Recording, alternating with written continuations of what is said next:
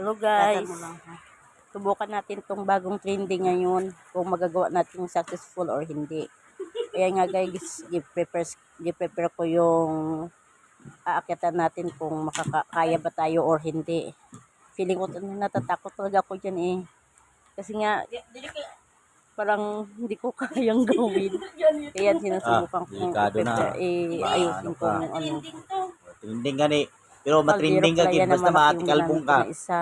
Tapos, dapat yung isang rice cooker kaya lang kasi medyo mataas-taas yung kaya hindi na lang.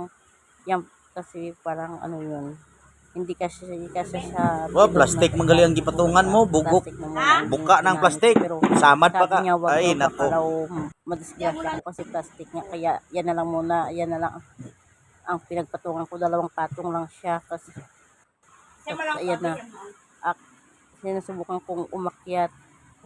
So, sinusubukan kong gawin pero parang kinakabahan pa ako dyan eh. Ayan, inaayos-ayos ko talaga kasi baka madulas eh. Hindi natin alam yung disgrasya. Kaya, yan na, hinahawakan ko. Ay, sinusubukan ko talaga. Naghahanap ako dyan ng tamang pwesto kung ano talaga ang maganda.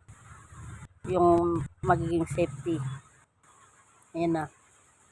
Kasi medyo mataas din kasi yung ano ng sandal ko, yung takong. Kaya parang nahirapan din ako dyan. Tapos malaki pa yung tiyan natin. Kaya mahirapan talaga. Dapat kasi nakapatong yung isang tiil ko sa legs ko. Ang problema lang malaki yung tiyan natin. Kaya parang mahirapan tayong ano. Tapos wala pa tayong alalay na maghawak sa atin para lang maplaster tayo. Kaya yan na lang ang ginawa ko. Ayan na, uminom na ako nagawa natin guys. Pero hindi talaga successful na yung kagaya sa nakita na. Thank you for watching guys. Next video naman sa sunod. Salamat.